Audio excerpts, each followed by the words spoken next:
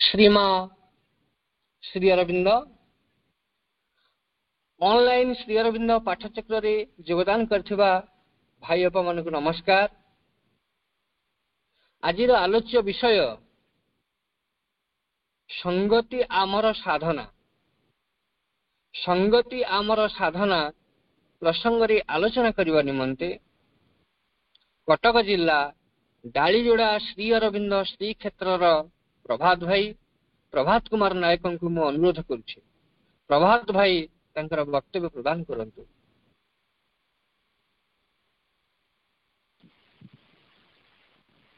करुणामय माँ परम प्रभु श्री अरविंद ऑनलाइन श्री अरविंद पाठचक्र योगदान करथिबा समस्त भाई भूण को मोर नमस्कार। ओडिशा इतिहास एक प्रमुख दृष्टांत आलोचना आरंभ करवा। सबुबले मगध कलिंग को ही आक्रमण कर मगधर सैन्य माने कलिंगर एक युवक को गोटे बस्ता भितर भर्ती करी ता मुह को बांधी घोड़ा पर पकईकी क्षिप्र गति नहीं जाऊले। किछ बार गला परे से सैन्य मैंने देखिले जड़े आदिवासी युवती गोटे झरणा पाखे गाधौ। से आदिवासी युवती मान को देखिकी ये सैन्य मैंने घोड़ा अटकईले एवं से निकट गले। से युवती मान भितर जड़े युवती घोड़ा पर जो बस्ता अच्छी से बस्तार मुहटा बंधाई ता भितर कौन गोटे थरुछ बोली निरीक्षण कर पाखक आसला। जहाँकि से बस्तार मुह को जमी फिटे देती तार भितर जड़े युवक बाहर बयस 16 वर्ष कि 17 वर्ष ना था खारबेल। खारबेल मुहटी गोटे कपड़ा पट्टी बंधा भी होता जमी सी चित्कार करें ना चित्कार कले जमी शुभ ना से पार्टी से कपड़ाटी युवती जन खोलीदे। खारबेल थे युवक असीम शक्ति सामर्थ्य वीरत्व पाखे प्रचुर थिला। से कौन कले से सैन्य मान सहित से युद्ध कले। युद्ध कर परास्त कले।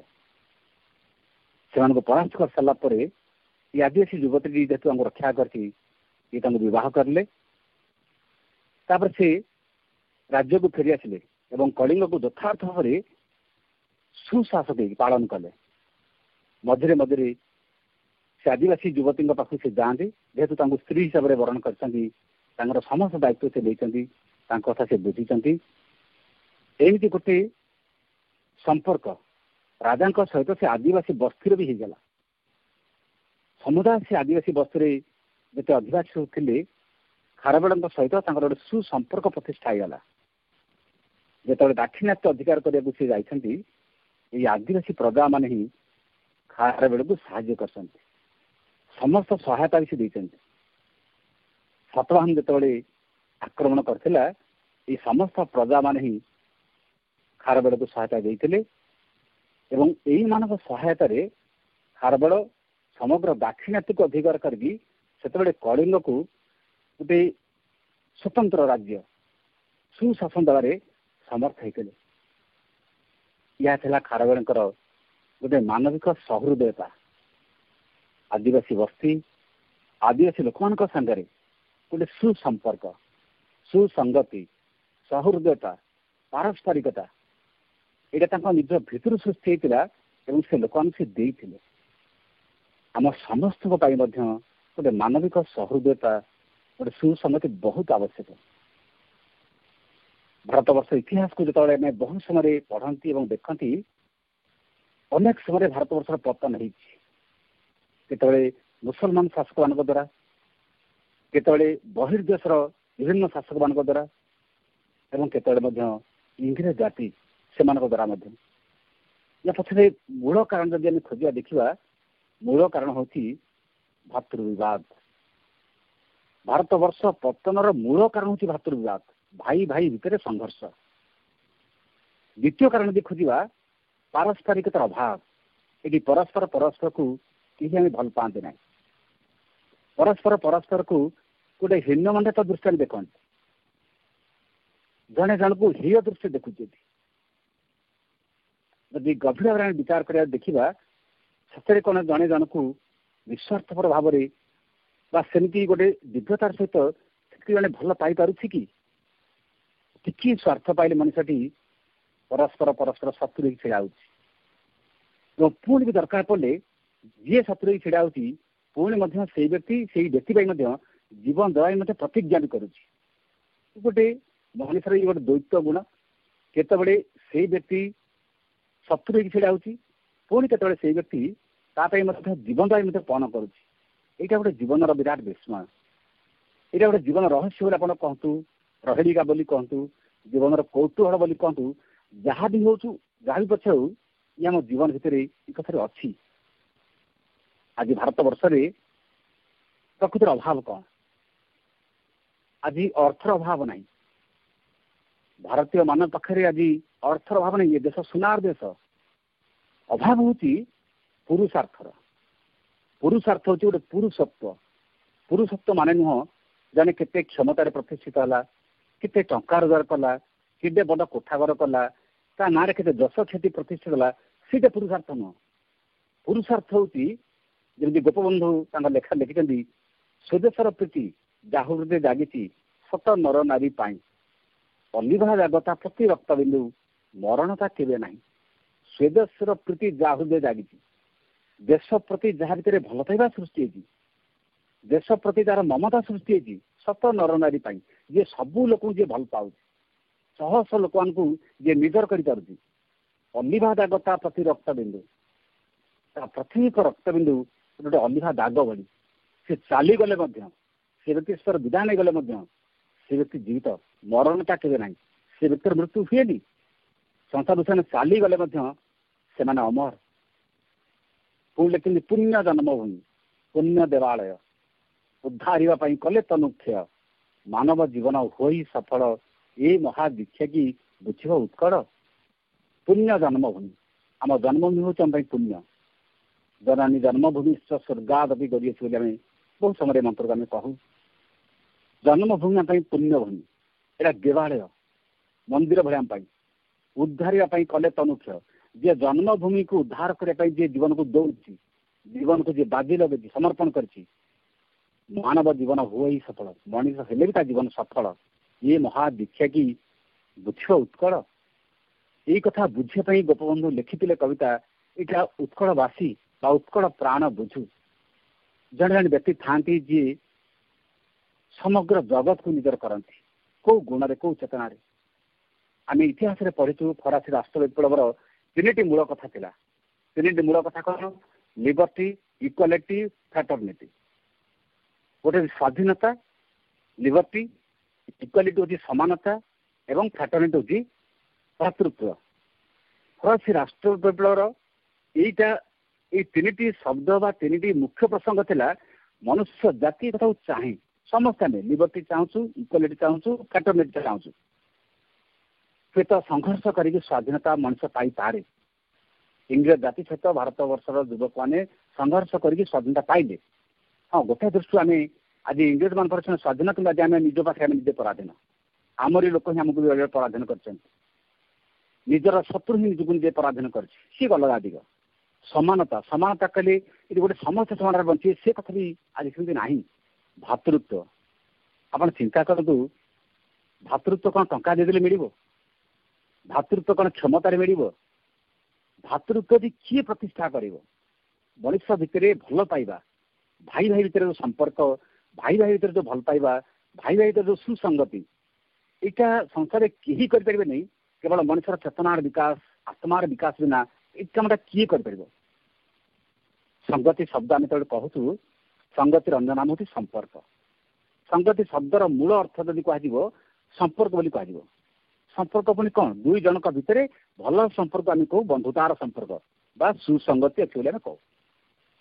ଯଦି ଦୁଇ ଜଣଙ୍କ ଭିତରେ ଭଲ ମନୋଭାବ ଅଛି, ଭଲ ମିଳାମିଶା ଅଛି, ଯଦି ଭଲ ସମ୍ପର୍କ ବନ୍ଧୁତ୍ୱ ଅଛି, ଆମକୁ ତାଙ୍କ ଭିତରେ ସୁସଙ୍ଗତି ଅଛି। ଏବଂ ପ୍ରତ୍ୟେକ ବ୍ୟକ୍ତି ମଧ୍ୟ ଆଉ ଜଣେ ବ୍ୟକ୍ତି ସାଙ୍ଗରେ ସମ୍ପର୍କ ରଖିବାକୁ ବାଧ୍ୟ।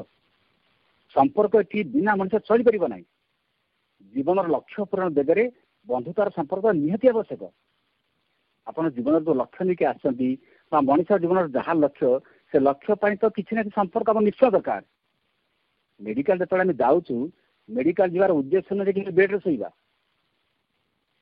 उद्देश्य हूँ रोग को भल करके आसवा निरोग होकर आसवा कि से रोग को भल करने जन बेड्रे शोई पारे जब आवश्यक अच्छी बेड बर्तमान शोवा रोग को भल करने जन बेड्रे शोब कि उद्देश्य नुह बेड्रे शोवा ठीक सेमती आम संसार को आसार उद्देश्य नुह खाली संपर्क सृष्टि करवा संपर्क ये सृष्टि करती आम जीवन लक्ष्य को पूरण दिगरे जी आमको सहायता करुच्ची जी आमको साहय कर संपर्क आम अनिवार्य संपर्क निश्चय रही आप देखो नदी जो बही चले नदी जो आगक जाऊँगी सी को झरणार पानी को संग्रह करुच्ची नाड़र पानी की संग्रह करुच्ची जमीर पानी की संग्रह करुच्ची केते आड़ू केते पानी की संग्रह करी नदी तार बही बही चलती समुद्र दिगरे ठीक सेमती आम जो संसार में बहु लोक साथ मिशुचु बहु लोक साथ चलुचु विभिन्न लोक विभिन्न अनुभूति विभिन्न एक्सपीरियंस चलुचु ये सब संसार भितर आप चलिया बाध्य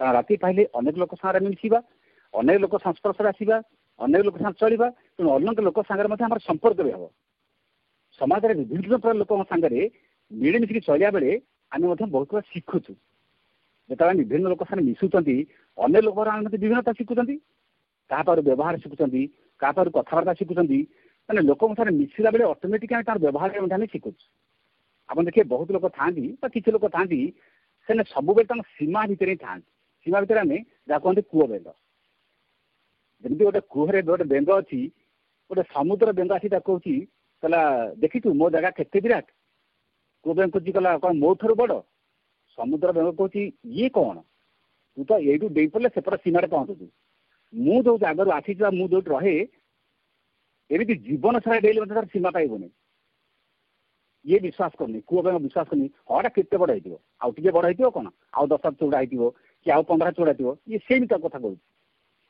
समुद्र बेंग शेष में नहीं आई देखू से समुद्र नहीं छाड़देला पर ये कूह बेंग देखुची प्रकृत में समुद्र केते बड़ न देखा जाए कूह बेंग समुद्र केते बड़ बोली जान केमी बहुत लोक सीमा भितर अच्छा सीमा भितर माने सी जोड़ा जानते सी जोड़ा बुझी सी जोड़ा को अनुभव करती अधिक किसी बड़ बा भल अच्छी से जानते ना आप देखिए बहुत लोग अच्छा इच्छा टिके व्यतिक्रम गले भयंकर विरक्त होती तमें से जोटा भावी जब से कथा टिके अलग होगा एत विरक्त एत विचलित होती से देखिले जान से लोक मैंने गरम आम चिंता करवा मन कर गोटे जगह जाइए अच्छा समस्ते मो मन सहित चलिए ना मु समस्त मन सहित चलि आम जो संगति कथा कहते पारस्पर कथा कहते मिलमिश चलिया कथा कहते परंतु आम गोटे जगह जाइछु से जगह आम देखा समस्ते आम सांगे चलिए ना आम निजे से चलवा मुझे से चलि ना से समस्ते मो साथ चलिए बहुत लोग अच्छा किसी लोक अच्छा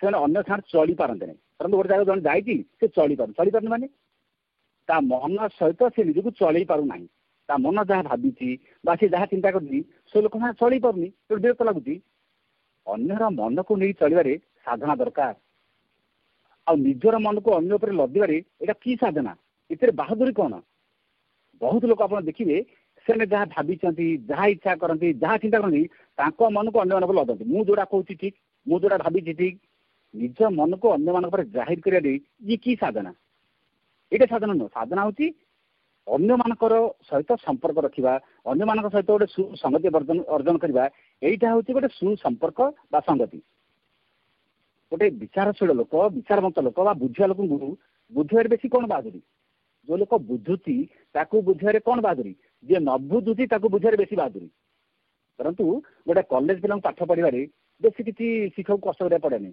कि प्रथम क्लास पिला पाठ पढ़वे जे प्रथम क्लास पिला जी बुझी पार्टी सी ही प्रकृत शिक्षक कारण पिला भितर बुझार क्षमता ना ता भर जी बुझी पारा जी सी प्रकृत शिक्षक आ जी बुझी पार्टी बुझे कि बहादुरी सेमती जो जगार प्रतिरोध अवस्था अच्छी जो विपरीत अवस्था अच्छी से विपरीत जगार प्रतिरोधी अवस्था जी चली पारुची जी बुझी पारुची जी से आडजस्ट कर आप जानते से लोक संगति चलवार शिक्षा लाभ कर प्रकृत संगति अर्थ से बुझी संगति देखो कहीं ଆମ ଭିତରେ ନଷ୍ଟ ହୁଏ, ସଂଗତି କେମିତି ଆମ ଭିତରେ ଅର୍ଜନ ବି ହୁଏ।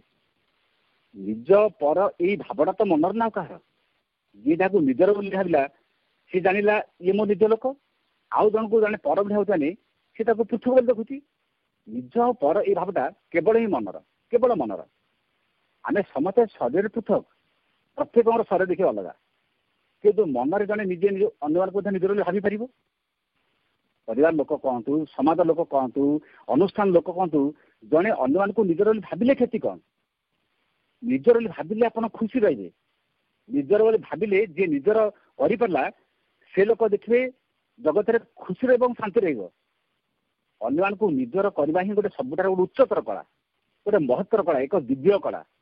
ସବୁ ଲୋକ ଏଇ କାମ କରିପାରନ୍ତି ନାହିଁ। ୟାକୁ ହିଁ କୁହାଯାଏ ସଂଗତିର ସାଧନା। ଅନ୍ୟକୁ ନିଜର କରିବା, ଅନ୍ୟକୁ ଆପଣାର କରିବା, ଅନ୍ୟର ମନ ନେଇ ଚାଲିବା, ଏଇଟା ହିଁ ପ୍ରକୃତିରେ ଗୋଟେ ସଂଗତିର ସାଧନା, ସୁନ୍ଦର ସାଧନା। ବହୁତ ସମୟରେ ଆପଣ ଦେଖିବା, ଆମେ ନିଜକୁ ନିଜେ ଦେଖିବା, ଆମେ ତ ସବୁବେଳେ ହିଁ ଅନ୍ୟମାନଙ୍କ ଉପରେ ନିର୍ଭର କରି ବଞ୍ଚୁଛୁ। ଅନ୍ୟମାନଙ୍କ ଉପରେ ନିର୍ଭର କରି ବଞ୍ଚୁଛୁ ମାନେ ଧରନ୍ତୁ ମୋବାଇଲରେ ବର୍ତ୍ତମାନ ଆମେ ଶୁଣୁଛୁ, ଏଇ ମୋବାଇଲଟା ଜଣେ କିଏ ତିଆରି କରୁଛନ୍ତି ତ ତା ଦ୍ୱାରା ଆମେ ଶୁଣୁଛୁ। ଆମେ ଯାହା ଖାଦ୍ୟ ଖାଉଛୁ ଜଣେ କିଏ ଚାଷ କରୁଛୁ ବୋଲି ତ ଖାଦ୍ୟ ଖାଉଛୁ। ଯାହା ପୋଷାକରେ ପରିଧାନ କରୁଛୁ ଜଣେ କିଏ ତିଆରି କରୁଛୁ ବୋଲି ତ ପୋଷାକ ପରିଧାନ କରୁଛୁ। ଯୋଉ ରାସ୍ତାରେ ଚାଲୁଛୁ ସେ ରାସ୍ତା ତ ଜଣେ କିଏ ତିଆରି କରୁଛୁ ରାସ୍ତାରେ ଚାଲୁଛୁ। ଯୋଉ ବହିଟା ପଢୁଛୁ ସେ ବହି ଜଣେ କିଏ ଲେଖିଛି ବୋଲି ତ ସେ ବହି ପଢି ଜ୍ଞାନ ଆହରଣ କରୁଛୁ। ଗୋଟେ ମଣିଷ ଯଦି ଦେଖେ, ଯଦି ବିଚାର କରି ଶିଖେ, ଆମେ ପ୍ରତିଦିନ ପ୍ରତି ମୁହୂର୍ତ୍ତରେ ବା ପ୍ରତି ସେକେଣ୍ଡରେ ଅନ୍ୟମାନଙ୍କ ଉପରେ ନିର୍ଭର କରି ଚଳୁଛୁ। ଆଉ ଯେତେବେଳେ ଆମେ ସବୁବେଳେ ଅନ୍ୟମାନଙ୍କ ଉପରେ ନିର୍ଭର କରି ଚଳୁଛୁ ତାହେଲେ ଆମର ପର କିଏ ହେଲା? ଭାବି ଦଉଛନ୍ତି ବୋଲି ସିଏ ପର, ଆମର ପର। ତାହେଲେ ଭାବି ଶିଖିବା, ଆମର ସମସ୍ତେ ହିଁ ନିଜର, ପ୍ରକୃତରେ ପର ବୋଲି କେହି ନାହାନ୍ତି। ତେଣୁ ଆମେ କେମିତି ଅନ୍ୟମାନଙ୍କୁ ନିଜର କରି ଶିଖିବା, ନିଜର ଭାବି ଶିଖିବା, ସେଇଟା ହେଉଛି ଗୋଟେ କଳା, ସେଇଟା ହେଉଛି ସାଧନା। ସେଇ ସାଧନା ପ୍ରକୃତରେ ଆମକୁ ଶିଖାଯାଉନି ବା ଆମେ ସେଇ କଥାକୁ ଶିଖୁନାହାନ୍ତି। ଅନ୍ୟମାନେ କେମିତି ଆମର ପର ହେବେ? ଯଦି ସେମାନଙ୍କ ଦୟାରେ, ଯଦି ସେମାନଙ୍କ ସାହାଯ୍ୟରେ, ସେମାନଙ୍କ ସହଯୋଗରେ ଆମେ ବଞ୍ଚୁଛୁ, ସେମାନେ କେମିତି ଆମର ପର ହେବେ? ଧରନ୍ତୁ ଆପଣ ଜଣକୁ ରାଗି କିଛି କଥା କହିବେ, ରାଗି ଜଣକୁ ଆପଣ କିଛି ଖରାପ ଶବ୍ଦ କହୁଛନ୍ତି, ଧରନ୍ତୁ ସେ ଲୋକ ଦୌଡ଼ିକି ପଳେଇବ। ସେ ଲୋକ ଦୌଡ଼ି ଚାଲିଗଲା, ତାହେଲେ ସେ ଖରାପ ଶବ୍ଦ କାନରେ କିଏ ଶୁଣିବ? ଯିଏ କହୁଛି ସିଏ ଶୁଣିବ କି ନାହିଁ? ତେଣୁ ଯେତେବେଳେ ବ୍ୟକ୍ତି କିଛି ରାଗିକି କହୁଛି ବା ଯେତେବେଳେ କିଛି କଥା କହୁଛି, ସେ ଜାଣେନି ମୁଁ ଯେତେବେଳେ କିଛି କଥା କହୁଛି ସେଇ କଥାର ଶିକାର ମୁଁ ନିଜେ ବି ହଉଛି। ବୁଦ୍ଧଦେବ ଥରେ ଯେତେବେଳେ ତାଙ୍କ ଶିଷ୍ୟମାନଙ୍କ ସାଙ୍ଗରେ ଗୋଟେ ଗାଁକୁ ଭିକ୍ଷା ମାଗିବା ପାଇଁ ଯାଇଛନ୍ତି, ଗୋଟେ ସକାଳୁ ସକାଳୁ ଯାଇକି ଜଣେ ଗୃହିଣୀ ତାଙ୍କ ଦ୍ୱାର ସାମ୍ନାରେ ପହଞ୍ଚିକି ମାଗୁଛନ୍ତି, ଭିକ୍ଷାମ ଦିଅ, ଭିକ୍ଷାମ ଦେଇ ବା ଭିକ୍ଷା ଦିଅ ମା। ସେ ଗୃହିଣୀ ଜଣକ ବୁଦ୍ଧଦେବଙ୍କୁ ଦେଖିକି ଯାବତୀୟ ଭର୍ତ୍ସନା କରି ଆରମ୍ଭ କରିଛି। ଯେତେ ପ୍ରକାର ଗାଳି ସେ ଜାଣିଛି ଗାଳି ଦେବାର ଆରମ୍ଭ କଲା। ବୁଦ୍ଧଦେବ ସେମିତି ଶାନ୍ତ ନିଶ୍ଚଳ ନିର ଭାବରେ ଛିଡ଼ା ହେଇଛନ୍ତି, ମାଗୁଛନ୍ତି ଭିକ୍ଷା ଦିଅ ମା, ଭିକ୍ଷା ଦିଅ। ସିଏ ତାଙ୍କୁ ବାର ବୁଲା, ଭିକାରୀ, ମାଗିଖିଆ ଯେତେ କୁତ୍ସିତ ଶବ୍ଦ କୁହାଯାଇପାରେ ବୁଦ୍ଧଦେବଙ୍କୁ ସେମିତି କହିବାର ଲାଗିଛି। ତାପରେ ବୁଦ୍ଧଦେବ ଶାନ୍ତ ସୌମ୍ୟ ମୂର୍ତ୍ତିର ସହିତ ତାଙ୍କ ଆଗରେ ଛିଡ଼ା ହେଇଥାନ୍ତି। ଶେଷରେ ବୁଦ୍ଧଦେବ ବୁଝେଇଲେ, କହିଲେ ଆଚ୍ଛା ମା, ତୁ ଭିକ୍ଷା ଏପର୍ଯ୍ୟନ୍ତ ଦେଇନାହୁଁ, ବହୁତ ଗାଳି ଦଉଛୁ।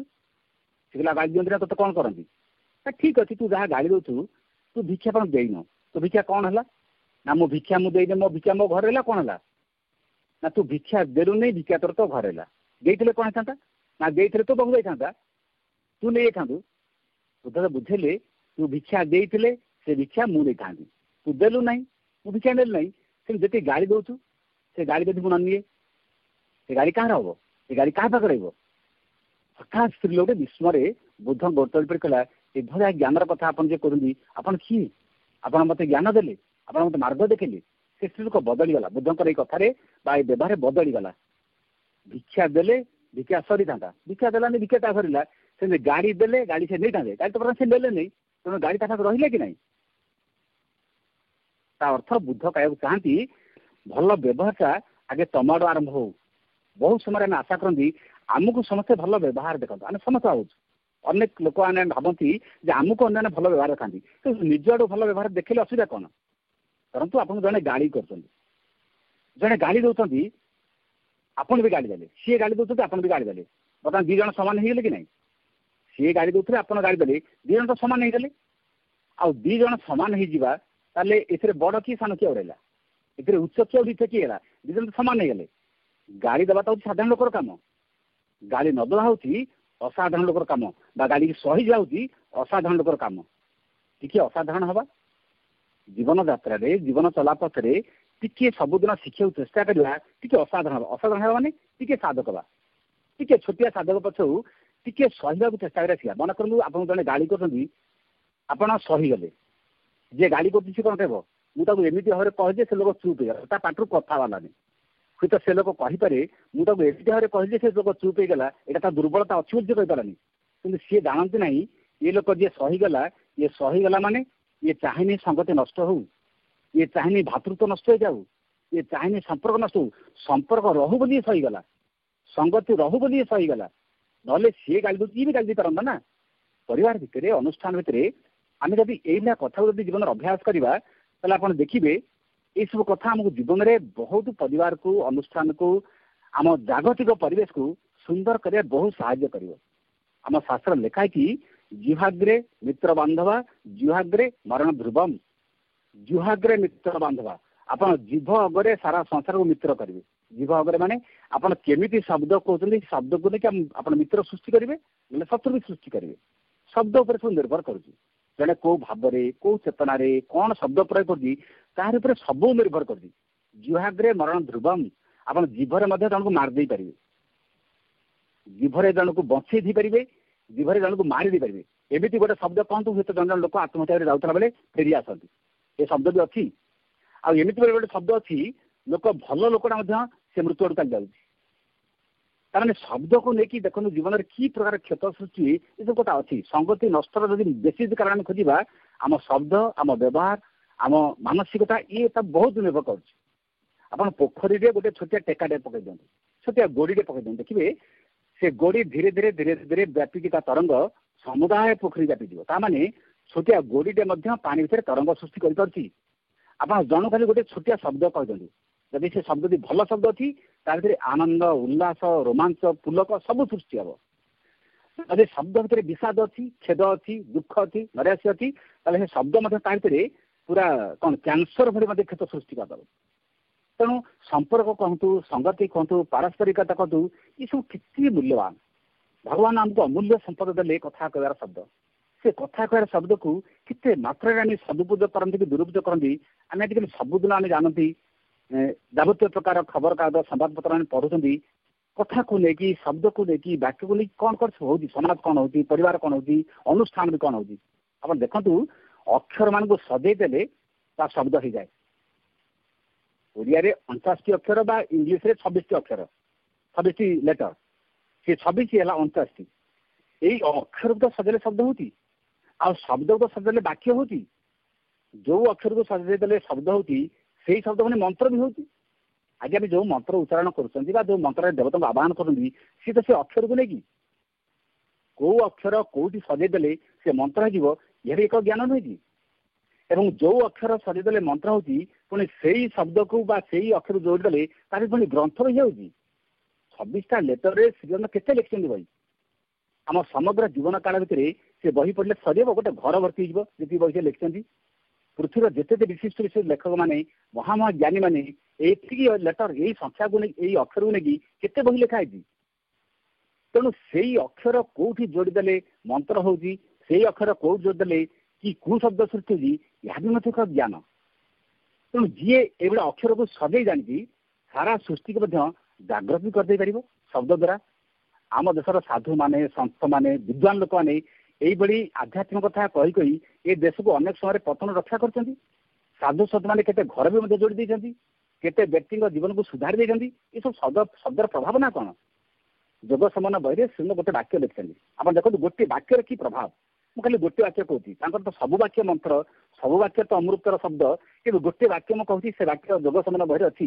ଆପଣ ଦେଖିବେ ସେ ଗୋଟେ ବାକ୍ୟ ଭିତରେ ତାଙ୍କର ଏଣ୍ଟାୟାର ସନ୍ଧ୍ୟା ଯୋଗର ସାର ତତ୍ତ୍ୱ କିନ୍ତୁ ଅଛି। ସେ ଗୋଟେ ବାକ୍ୟରେ କହୁଛନ୍ତି, ସେଇ ପରମ ଅନନ୍ତ ନିର୍ବିଶେଷ ଆମ ଭିତରେ ଯିଏ ସମ୍ଭାବନା ଭାବରେ ଅନ୍ତର୍ଗୁଢ଼ ହୋଇ ରହିଛନ୍ତି, ସତେ ଯେପରି ଏକ ପ୍ରସ୍ଫୁଟନ ଦ୍ୟୋତ କୁଡୁମଳ ସଦୃଶ। ଏ ଗୋଟିଏ ବାକ୍ୟ ବୁଝନ୍ତୁ। ସେ ବାକ୍ୟକୁ ସେ କହୁଛନ୍ତି, ସେଇ ପରମ ଅନନ୍ତ ନିର୍ବିଶେଷ। ପରମ ଶବ୍ଦ କହିଲେ ଯାହା ଆପଣ ବୁଝନ୍ତୁ, ଅନନ୍ତ କହିଲେ ଯାହା ଆପଣ ବୁଝନ୍ତୁ, ଭାବନ୍ତୁ, ଅନୁଭବ କରନ୍ତୁ। ଶବ୍ଦର ୟାର ଗଭୀରତାକୁ ଶବ୍ଦରେ ବୁଝେଇ ହେବ ନାହିଁ। ପରମକୁ ଆପଣ କ'ଣ ବୁଝେଇବେ, ଅନନ୍ତକୁ କ'ଣ ବୁଝେଇବେ, ନିର୍ବିଶେଷ କହିଲେ କ'ଣ ବୁଝିବେ, ଅନୁଭବ କରିବା କଥା। ସେଦିନ ଗୋଟିଏ ବାକ୍ୟ ଭିତରେ ପରମ ଶବ୍ଦ ବ୍ୟବହାର କରିଛନ୍ତି, ଅନନ୍ତ ଶବ୍ଦ ବ୍ୟବହାର କରିଛନ୍ତି, ନିର୍ବିଶେଷ। ନିର୍ବିଶେଷର ବିପଦ ହେଉଛି ସବିଶେଷ। ଭଗବାନ ସଗୁଣ ନିର୍ଗୁଣ କୁହାଯାଏ, ବ୍ୟକ୍ତ ଅବ୍ୟକ୍ତ କୁହାଯାଏ, ନିର୍ବିଶେଷ ବୋଲି ଭଗବାନ ସେଠି ବର୍ଣ୍ଣନା କରୁଛନ୍ତି। ଯେ ନିର୍ବିଶେଷ ଆମ ଭିତରେ ଯେ ସମ୍ଭାବନା ଭାବରେ ଅନ୍ତର ଗୁଡ଼ ହେଇ ରହିଛନ୍ତି। କିନ୍ତୁ ଆମର ଭିତରେ ସେଇ ଅଛନ୍ତି, ପରମ ଅଛନ୍ତି, ଅନନ୍ତ ଅଛନ୍ତି, ନିର୍ବିଶ ଅଛନ୍ତି। କେମିତି ଅଛନ୍ତି ନା ସମ୍ଭାବନା ଭାବରେ ଅନ୍ତର ଗୁଡ଼ ହେଇ ରହିଛନ୍ତି। ଆମ ଭିତରେ ଗୁଢ଼ ଲୁଚିକି ଅଛନ୍ତି। କେମିତି? ସତେ ଯେପରି ଏକ ପ୍ରସ୍ଫୁଟନ ଦ୍ୟୋତ କୁଡୁମଳ ସଦୃଶ, ପ୍ରସ୍ଫୁଟନ ଦ୍ୟୋତ ଫୁଟିବା ଫୁଟିବା ଉଦ୍ୟତ ହେଇକି ଅଛନ୍ତି ବା ଅପେକ୍ଷାରେ। କୁଡୁମଳ କହିଲେ କଢ଼, ଗୋଟେ କଢ଼ ଯେମିତି ଫୁଟିବା ଫୁଟିବା ଅପେକ୍ଷାରେ ଥାଏ, ଠିକ ସେମିତି ସେଇ ପରମ ଅନନ୍ତ ଆମ ଭିତରେ ପ୍ରକାଶ ଅପେକ୍ଷାରେ ଅଛନ୍ତି। ଏ ହେଲା ଶ୍ରୀଙ୍କର ସମୁଦାୟ ଯୋଗର ସାର ତତ୍ଵ ଗୋଟେ ବାକ୍ୟ ଲେଖିଛନ୍ତି। ଆପଣ ପରମ କହିଲେ ଗୋଟେ ଗ୍ରନ୍ଥ ହେଇଯିବ, ବା 100 ଦିନ ବି କହିହେବ। ଅନନ୍ତ ବିଷୟରେ କହିଲେ ମଧ୍ୟ ଗ୍ରନ୍ଥ ହେଇଯିବ। ଅନନ୍ତ ବିଷୟରେ କହିଲେ ତ ମାସ ମାସ କହିଲେ ବି ସରିବନି। ଯାହା ବି ଆପଣ କୁହନ୍ତୁ ଆକୁ ନେଇ ଗ୍ରନ୍ଥ ହେଇଯିବ। ତାହେଲେ ସମୁଦାୟ ଦେଖନ୍ତୁ ମାନସିକ ସ୍ତର କେତେ ବିକଶିତ ଥିଲେ, କେତେ ବିରାଟ ତତ୍ଵ ଗୋଟେ ଶବ୍ଦରେ ଜଣେ ରଖିଦେଇ ପାରନ୍ତି। ଯେମିତି ଆପଣ ଗୋଟେ ବସ୍ତା କଏନକୁ ଆପଣ ହୀରା ଭିତରେ ରଖିଲେ, ହୀରା ଗୋଟେ ବସ୍ତା ଦରକାର ନାହିଁ, ହୀରା ଅଳ୍ପ ଟିକେ ହୀରାରେ ଗୋଟେ ବସ୍ତା କଏନର ମୂଲ୍ୟ ରହିଯିବ। ବା ଟଙ୍କା ନୋଟକୁ ଆପଣ କହନ୍ତୁ ବା କଏନ କହନ୍ତୁ, ସିଏ ଯେତିକି ସୁନା ଏତେ ଜିନିଷ ଦରକାର ନାହିଁ, ସୁନା ଅଳ୍ପ ଟିକେ ହେଲେ ମଧ୍ୟ ତାର ଭିତରେ ସବୁ କଏନର ମୂଲ୍ୟ ରହିଯିବ। ସେମିତି ଶ୍ରୀ ଅରବିନ୍ଦଙ୍କର ଯୋଉ ବାକ୍ୟ, ତାଙ୍କର ଯୋଉ ଶବ୍ଦର ପ୍ରଭାବ, ବିରାଟ ବିରାଟ ସୁସ୍ଥ ତତ୍ଵକୁ ମଧ୍ୟ ଗୋଟେ ଗୋଟେ ଶବ୍ଦ ଭିତରେ ଗୋଟେ ବାକ୍ୟ ଭିତରେ ରଖିଛନ୍ତି। ଆମେ ଏଟାକୁ ବୁଝିବା କଥା। ସଂଗତି କାହିଁକି ଆଜି ନଷ୍ଟ ଦେଖନ୍ତୁ, ଦେବତା ଓ ଅସୁରଙ୍କ ଭିତରେ ଗୋଟେ ଦିନ କଥାବାର୍ତ୍ତା ହେଲେ। ଦେବତାମାନେ କହିଲେ ବର୍ତ୍ତମାନ ସୃଷ୍ଟିରେ ସତ୍ୟ ଯୁଗ ପ୍ରତିଷ୍ଠା ହବ। ଅସୁରମାନେ କହିଲେ ସତ୍ୟ ଯୁଗ ପ୍ରତିଷ୍ଠା ହବ, ଆମେ କରେଇଦେବୁ ନାହିଁ। ଅସୁରମାନେ କହିଲେ ଆମେ କରେଇଦେବୁ ନାହିଁ। ଦେବତାମାନେ କହିଲେ ସୃଷ୍ଟିରେ ସତ୍ୟ ଯୁଗ ଆସିଲାଣି, ପ୍ରତିଷ୍ଠା ହବ ଏବଂ ଏହାଦ୍ୱାରା ଲୋକମାନେ ବର୍ତ୍ତମାନ ସତ୍ୟରେ ବଞ୍ଚିବେ। ଅସୁରମାନେ କହିଲେ ଆମେ ତ କରେଇଦେବୁ ନାହିଁ। ଦେବତାମାନେ କହିଲେ ତମେ କରିଦେବନି ମାନେ କ'ଣ କରିବ ନା, ଯୋଉ ସତ୍ୟ ପ୍ରତିଷ୍ଠା ବୋଲି ତମେ କହୁଛ, ସତ୍ୟ କେମିତି ପ୍ରତିଷ୍ଠା ହବ? ମନୁକୁ କ'ଣ ହେଇଯିବ ନା କ'ଣ? ତା ପାଇଁ ସଂଗଠନ ଦରକାର, ତା ପାଇଁ ଅନୁଷ୍ଠାନ ଦରକାର, ତା ପାଇଁ ପ୍ରତିଷ୍ଠାନ ଦରକାର। ସେଇ ଅନୁଷ୍ଠାନ ଯିଏ ସବୁ ତିଆରି ହବ, ଯୋଉ ସଂଗଠନ ସବୁ ତିଆରି ହବ, ତାରି ଭିତରେ ପଦ ପଦବୀର ମୋହ ଏମିତି ଲୋକମାନଙ୍କ ମୁଣ୍ଡରେ ଆମେ ପୁରେଇ ଦେବୁ ଯେ ଲୋକମାନେ ଅନୁଷ୍ଠାନ ଛାଡ଼ିକି ପଦ ପଦ ଭିତରେ ଗୋଡ଼େଇଥିବେ। ଆଜି ଦେଖନ୍ତୁ ସାରା ସଂସାର ଅବସ୍ଥା ସେଇଆ। ପରିବାର କହନ୍ତୁ, ଅନୁଷ୍ଠାନ କହନ୍ତୁ, ରାଷ୍ଟ୍ର କହନ୍ତୁ, ଯୁଆଡ଼େ କହନ୍ତୁ, ସମସ୍ତେ ବର୍ତ୍ତମାନ ପଦବୀ ପଛରେ କ୍ଷମତା ପଛରେ ଇତି ପାଗଳ ଯେ ସେବା କୁଆଡ଼େ ଗଲା, ତ୍ୟାଗ କୁଆଡ଼େ ଗଲା, ଜୀବନ ଲକ୍ଷ୍ୟ କୁଆଡ଼େ ଗଲା। ଆମେ ସମସ୍ତେ କହୁଛୁ ଆମର ପଦବୀ ଦରକାର, ପଦବୀ ବିନା କାମ ବୋଧେ ହେଇପାରିବ ନାହିଁ। ଏଇ କଥାରେ କହନ୍ତୁ ସଂଗତି କେମିତି ପ୍ରତିଷ୍ଠା ହବ? ସଂଗତି ଏଇ ସବୁ ଜିନିଷକୁ ନଷ୍ଟ କରିଦିଏ। ବ୍ୟକ୍ତିର ସ୍ୱଭାବ ସମସ୍ତେ ସଂସାର ଅଲଗା ହେଇଯାଉଛି। ଗୋଟେ ହାତୀ ଶୁଖିଛି କି ମରିଯିବ ପଛେ ସିଏ କେବେ ଶିକାର କରି ଖାଇବ? ପଶୁ ମାଛ ଖାଇବ? ଡାଳ ପତ୍ର ଖାଇବା ତାର ସ୍ୱଭାବ। ଗୋଟେ ସିଂହଟେ ଶୁଖିଛି ମରିଯିବ ପଛେ ସେ ଡାଳ ପତ୍ର କେବେ ଖାଇବ? ଶିକାର ନ ମିଳିଲେ ଶୁଖିଛି ମରିଯିବ ପଛେ ସେ ଡାଳ ପତ୍ର ଖାଇବନି। ତାମାନେ ହାତୀ ମାଂସ ଖାଇବନି, ସିଂହ ଡାଳ ପତ୍ର ଖାଇବନି। ଇଏ ହେଉଛି ଚେତନା। ସିଂହର ଚେତନା ମାଂସ ଖାଇକି ବଞ୍ଚିବ, ହାତୀର ଚେତନା ସେ ତୃଣଭୋଜୀ ପ୍ରାଣୀ, ସେ ତୃଣ ଖାଇବ। ପ୍ରତ୍ୟେକ ବ୍ୟକ୍ତିର ସେମିତି ଗୋଟେ ଚେତନା ଅଛି। ସେ ଚେତନା କ'ଣ? ଯାହା ଭିତରେ ତ୍ୟାଗର ଚେତନା ଅଛି ସେ ଜୀବନରେ କେବଳ ତ୍ୟାଗ କରିବ। ଯାହା ଭିତରେ ଭୋଗର ଚେତନା ଅଛି ସେ ଭୋଗ କରିବ। ଯାହା ଭିତରେ ଅଧିକାର ବୋଧ ଚେତନା ଅଛି ସେ ଅଧିକାର କରିବ। ଯାହା ଭିତରେ ଶୋଷଣ କରିବା ଚେତନା ଅଛି ସେ ଶୋଷଣ କରିବ। ତେଣୁ ସଂଗତି କାହିଁକି ନଷ୍ଟ ହୁଏ? ବ୍ୟକ୍ତି ଯେତେବେଳେ ତ୍ୟାଗକୁ ଭୁଲିଯାଏ, ସେବା ଭୁଲିଯାଏ, ଯେତେବେଳେ ଅଧିକାର ବୋଧ ଆସିଯାଏ, ସେଇଠି ପରିବାର କହନ୍ତୁ, ଅନୁଷ୍ଠାନ କହନ୍ତୁ, ଦେଶ କହନ୍ତୁ, ଜାଗତିକ କ୍ଷେତ୍ରରେ ଏଇଠି ପାରସ୍ପରିକତା, ସହଯୋଗ, ସଂଗତି ସବୁବେଳେ ନଷ୍ଟ ହେବା ଲାଗିଛି। ଗୋଲାପ ଗଛରେ ଆପଣ ଦେଖିଛନ୍ତି କଣ୍ଟା ବି ଅଛି, ଫୁଲ ବି ଅଛି, କିନ୍ତୁ ଲୋକମାନେ କୋଉଟା ଦେଖନ୍ତି? କଣ୍ଟାକୁ କେହି ଅନାନ୍ତିନି, ଫୁଲକୁ ଲୋକ ଅନାନ୍ତି। ସେଇ ଡାଳରେ ଫୁଲ ଫୁଟିଛି ପୁଣି କଣ୍ଟା ବି ଅଛି, କିନ୍ତୁ ଲୋକମାନେ ଫୁଲକୁ ଦେଖନ୍ତି, କଣ୍ଟାକୁ କେହି ଦେଖନ୍ତିନି। ଠିକ ସେମିତି ଜୀବନରେ ମନୁଷ୍ୟର ବ୍ୟବହାର ଯଦି ମଧୁର ହେଇଗଲା, ଆପଣ ଯଦି ସେ ଲୋକ ଅନ୍ୟର ଆଦର ପାଇବ, ଅନ୍ୟ ପାଖରେ ଆଦର ପାତ୍ର ହବ। ଯଦି କଣ୍ଟା ଭଳି ବ୍ୟବହାର ହେଲା, କଣ୍ଟାକୁ ଯଦି ଆଡ଼େଇଛନ୍ତି ସେ ବ୍ୟକ୍ତି ମଧ୍ୟ ସମାଜ ଆଡ଼େଇ ଦେବ। ବ୍ୟବହାର ମଧୁର, ବ୍ୟବହାର ମାଧୁର୍ଯ୍ୟରେ ପୂର୍ଣ୍ଣ ହେଲେ ଜୀବନଟା ଫୁଲ ଭଳି ଫୁଟିଯିବ। ସେଇଠି ଆମ ଋଷିମାନେ କହୁଥିଲେ ସାଙ୍ଗଚ୍ଛଧ୍ୱମ୍ ସମ୍ବଦଧ୍ୱମ୍ ସମ୍ଭୋ ମନାସି ଜାନତ। ସାମ୍ ଗଚ୍ଛଧ୍ୱମ୍ ସମସ୍ତେ ଗୋଟିଏ ମାର୍ଗରେ ଚାଲ। ସମ୍ବଦଧ୍ୱମ୍ ସମସ୍ତେ ଗୋଟିଏ କଥା କୁହ, ଗୋଟିଏ ଶବ୍ଦ ଉଚ୍ଚାରଣ କର ବା ଗୋଟିଏ ଶବ୍ଦକୁ ଆବୃତ୍ତି କର। ସମ୍ଭୋ ମନାସି ଜାନତ ସମସ୍ତେ ଗୋଟିଏ ମନ ନେଇକି ଚାଲ।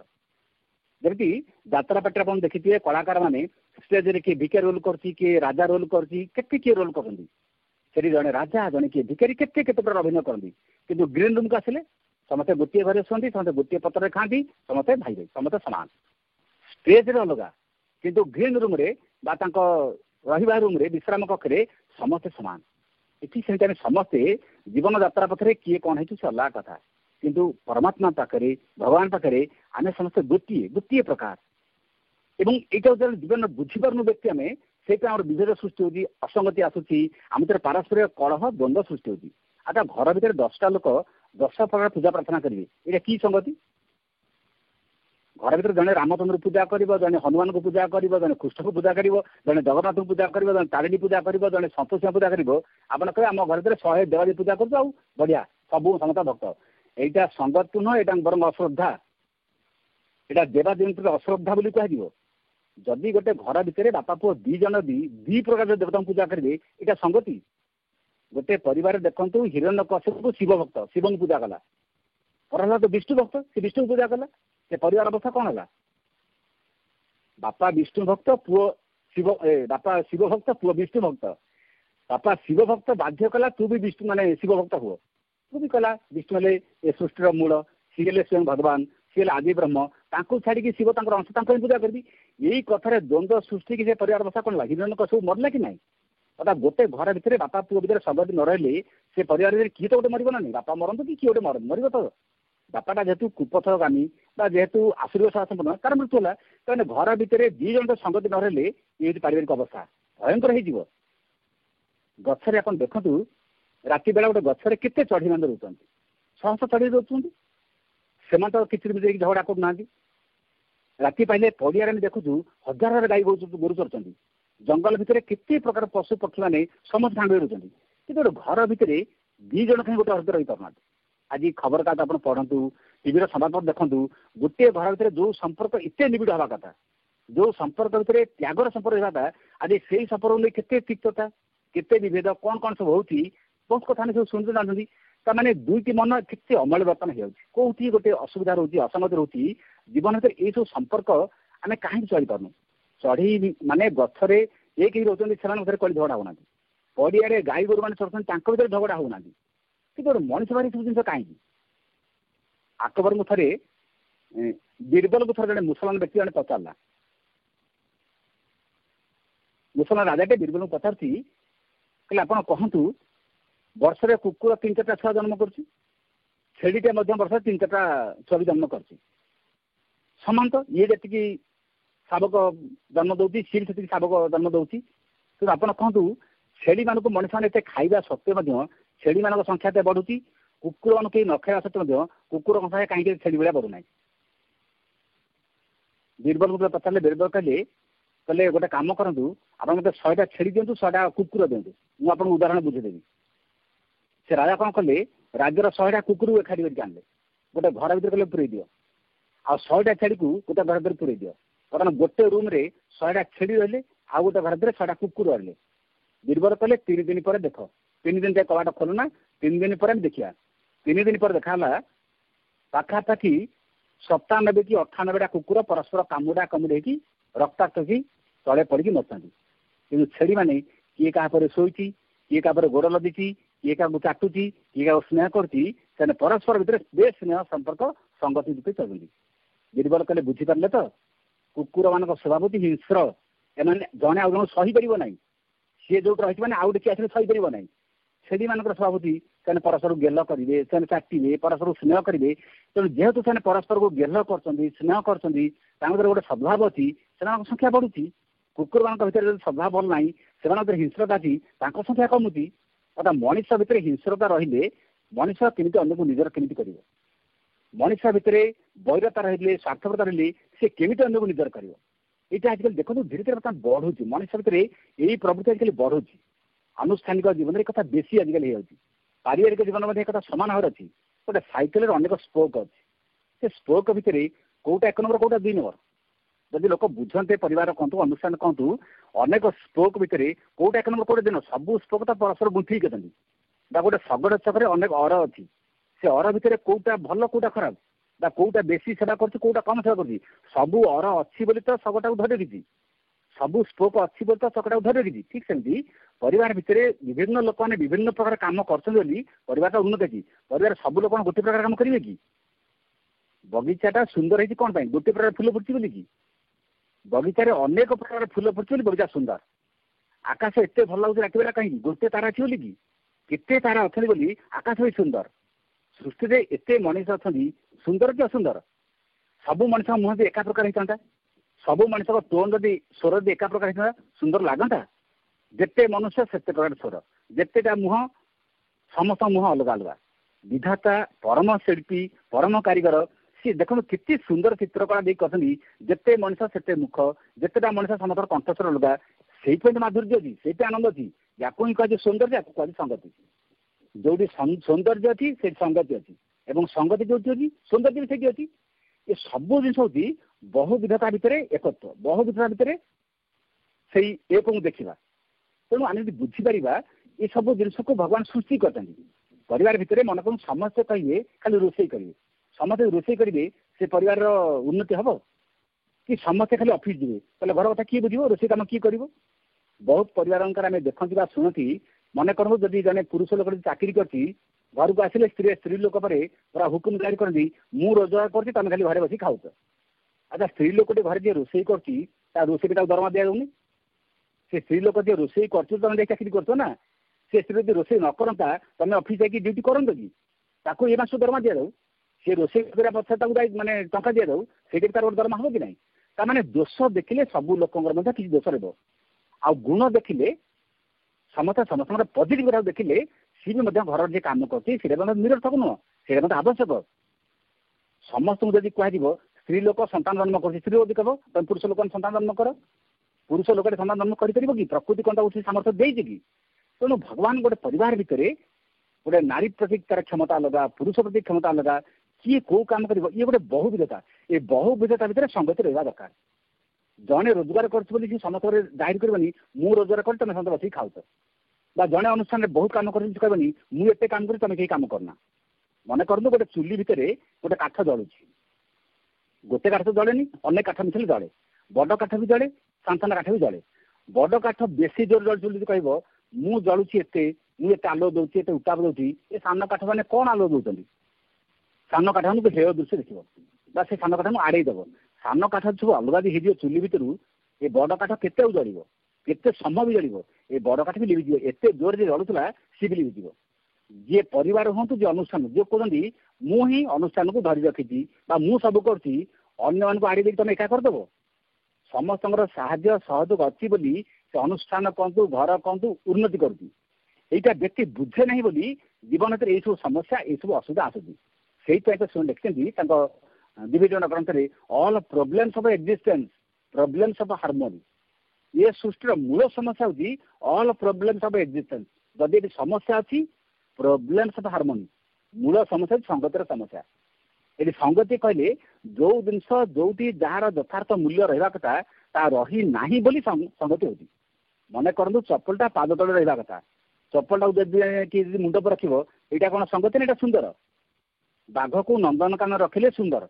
जाकि लोक देखिए ताली मारे आनंद उपभोग करेंगे बाघ को लेकिन बेडरूम किए रख बाघ बेडरूम नहीं सुंदर कि गोबर खत को लेकिन गोलाप बगीचार देले गोबर खत और गोलाप बगीचार सुंदर सुंदर फूल पड़ो गोबर खत नहीं जड़े रोषे घर रखिए कि तमें सब वस्तु आवश्यकता अच्छी सापर विष आवश्यक सापर विष कहीं आवश्यक जन व्यक्ति साप कामुड़ी से सापर विष इंजेक्शन दरकार देते से लोक बंचुची ताने सापर विष दरकार जन साप सामने को जीव कि हाँ तो विष दरकार तो आगू मुझे अच्छी व्यक्ति बुझा कथा प्रत्येक वस्त्र गोटे आवश्यकता अच्छे एवं आवश्यकता तार समय अवस्था एत दरकार जे यहाँ न बुझी पारे व्यक्ति समस्या भर पड़ू आप देखिए बेले बेले एरोप्लेन सी एत उपर उड़ी गोटे बोल्ट जीवन में बहुत साहय करमती गोटे जगह गोटे बोल्ट लगी जदि से बोल्ट न लगे से एरोप्लेन भी उड़ी पार ना आदि भी उड़ू मन बोल्टा खसीगला हाथ खसी जापे छोटिया बोल्ट हेल्ले एति कोटी कोटी टकर संपत्तिर जिन सी उड़ी पार ना छोटिया बोल्टर आवश्यकता अच्छी ठीक से जीवन में सब कथार आवश्यकता अच्छी आम बुझा कथा संगति कहले कौन श्री अरविंद पंडित एका थे एकुटिया थे माँ आसिले दुई जन परस्पर गोटे संगतियुक्त जीवन बंचले परस्पर सामंजस्यपूर्ण जीवन बंचले परस्पर परस्पर बुझिले दुई जनक संगति फल दुई जनक सामंजस्य फल दुई जनक बुझामण गढ़ी उठिला श्री अरविंद आश्रम सारा पृथ्वी अनन्य सारा पृथ्वी उदाहरण दी जन मिशीगला आश्रम गढ़ी उठिला सारा पृथ्वी अतिमान शक्ति आसापी केते विराट कार्य रहीगला दी जन मिशीगले केते विराट कार्य हो जाए तेणु संगतिर ये हूँ अनन्य दृष्टांत श्री अरविंद माँ दी जन मिश्रा पर केते बड़ कथा होगला आप देखिए गोटे गेट मानक विराट विराट कंपानी मानक गेट पाखे जन दरुआन था से दरुआन जो गोटे चाबिटे पकाए जदि से चाबी काटा जदि से खोली ना से कंपानी ଭିतर किए पशिब छोटिया चाबिकाटे तार भूमिका केते बा सेटा केते बड़ जिनसटे कि से चाबिकाटा एंटायर परिवेश बा एंटायर वातावरण को बंद कर देउछि कि नहीं से चाबिकाठे मते एति बड़ महत्व अछि ताकू न खोले मते भितर जाई परिबो नहीं तेणु जीवन भितर बहुत कथा आम जीवन आवश्यक और आपको बुझा मत दरकार आईन समस्त सामान कराई आम कहबानी संगति मैंने खाली समस्त आईन सब हो जाऊ आईन समस्त सामान हेले प्रकृति भांगी दौर प्रकृति भांगी दौर कहीं भांगी दौर ना व्यक्ति जी जहाँपाई आसापी आसी सी आसिक कम कर भिन्न भिन्न अवस्था मनुष्य कर कहीं ना समाज में विभिन्नता अनिवार्य विभिन्नता न कम हो पारनि आ संगति गोटे व्यक्तिर आंतर चेतना आंतर चेतना कहले भितर ही तैयारी हो संगति कौ नष्ट हुए संगति कौ तैयारी हुए गोटे छुटिया कहानी कहली से कहानी भर कथा अधिक बुझीपर जड़े गरीब चाषीटीए सी दिनटा जमी माटी खोलू खोलू गोटे तंबा पात्र गोटे विराट माठिया पाइला से माठिया भितर खाली सुना मोर भर्ती गरीब चाषी अशिक्षित लोकटा इतने गोटे सुंदर सुना माठिया तार सुना मोहर देखिए आश्चर्य हो गला मत कौन साक्षात भगवान देले ना कौन कि से सुना मुहूर्त माठियाटी घर को नेले काले लोक जानवे काले सरकार जान पुलिस जान सी कौन कला तार जन पिलादिन बंधु जन बाल्य बंधु ता पाखे नहीं रात बेला पहुंची कहला देख भाई मुझे जमी खोलू खोलू ये सुना मुहूर्त माठियाटे पाई आउ तुम मो भर इतने बंधुता इतने निबिड़ संपर्क देख यहाँ कहीं जानवे तुम्हें जान मु जानी यहाँ तुम रख मु सबुदिन आसवि गोटे गोटे मत मोहर दब कारण गोटे गोटे मोहर ना मो परिवार अवस्था बदली आउ कहीं जापर एत संपत्ति मुझे कौटू आनी सी भी एत निबिड़ बंधुता था एत पारस्परिक स्नेह था सी कौन कले से माठियाटी रखिला सबुदिन कौन कर गोटे गोटे आसिक सुना मोहर दिए यही घटना को जी देखुला से गोटे शैतान गोटे प्रेत आप भूत कहतु प्रेत कहतु गोटे लोअर भाइटाल से देखुला सी बर्तमान कौन कर चिंता कर दी जन तो एत निबिड़ बंधुता इतनी पारस्परिक विश्वास कि विश्वास के भांगीदेव तो विश्वास भांगीदेवे से कौन कर व्यक्ति जो दिन आसी गोटे मोहर ना बाट मझे गोटे गछ पर थी मुंड पर गोटे पत्थर पचारिदेला जमी पत्थर पचारिदेला ये बर्तमान बाध्य होती डाक्तखाना गला डाक्तर मैंने कहले या बहुत टंका खर्च हे और बहुत अर्थ भी आवश्यक ता स्त्री आसला तार गोटे पुओ भी पुओ आसला घर जी संपत्ति था जहाँ जहाँ संपत्ति रोजगार यही सुना मोहर आने सब बर्तमान खर्च हो गला से सेवाई तार रोग भल खर्च हो गला डाक्तर कहे आहरी बहुत दरकार तापर ता स्वामी को से स्त्री पचारि जी तो सुना जहाँ मो घर था जहाँ जहाँ अर्थ था सब खर्च हो गला बर्तमान केमी आम औषध केमी आने डाक्तर केमी देवा तापर आसिक कहूँ देख मोर जड़े सांग अच्छा आउ तुम जाओ माग गोटे सुना मोहर से देवे तेणु आमर जी दरकार गोटे गोटे मागिक तुम आण जदि डाक्तर आमको दरकार बोली कहते गोटे मागिक आण ये स्त्री लोग कौन कला ता पुओ को बर्तमान पठेला से जहाँ ठिकाना देला पठेला से बंधु जी या भितर 15 दिन काल जेतु से जाई नहीं तेणु 15टा सुना मोहर पाखे रहीगला दवा कथा सी ये पिला कहले बापा पठेनि मत गोटे सुना मोहर दियो बापा मेडिकल अच्छा आ मत पठे सी एत विश्वासी बंधु सी कहले देख तुम बापा सबुदिन गोटे मोहर नवा कथा 15 दिन आसीना 15टा नब गोटे कहीं नब एका थरक से 15टा देदेला से 15 देला घर को आसला ता पिलार माँ कौच कला 15टा कि देला ना पिला कौच कला से तो कहले सबुदिन गोटे तुम बापा नौले आउ 15 दिन आसीना 15टा नवा कथा गोटे नब बर्तमान 15टा से देला ये स्त्री लोग स्वामी पाखे कहूनी जे बर्तमान से लोक 15टा देती तार मेडिकल दरकार खर्च कला ता पुओ को शिखिला सबुदिन गोटे गोटे मागिक आन ये गला सबुदिन बापा देह खराब मेडिसिन दरकार डॉक्टर दरकार बोली प्रतिदिन मागिला गोटे गोटे मोहर आणला ये 6 मास बीते ये 6 मास भितर पुओ जाकि सबुदिन गोटे गोटे सुनामोर मागिक आनी गोटे समय सुनामोर सरीगला ये लोकटी मत भल लगला 6 मास पर जो बंधु पाक जाऊँगी से बंधु को देखला कि कहती भाई आज मेडिकल भल लगे आसली आज बहुत कष्ट आसली से बंधु जन कहते मोर बहुत इच्छा था भाई देखा जावाई मुझे बहुत कर्मवस्था कि तुम पुओ 6 मास आनी सबुदिन गोटे गोटे सुनामोर आसिक नहीं जाइए आ तुम जी रखिल ता सब सरी ये गरीब से बुझीपारा ता स्त्री ताकू लुचेकी पुओ को पठेकी सबुदिन गोटे गोटे सुनामोर आनी यही कथा से भूत बा शैतान गछपता देखुची कहला एबे बंधु बंधु अविश्वास सृष्टि हे कारण ये गरीब भाव जे ये बोधे देने बोधे घर रखिदे यही भावना का आसे बोली बर्तमान शैतान देखिए हसुची जहाँ आंकर आ बंधुत्व रहा ये गरीब चाषी कि कहूँ बंधु को देख भाई ये सुना ये अर्थर उपर आम बंधुत्व आम स्नेह आम संपर्क आम भल पाइबा ये धन संपत्ति किना बेका धन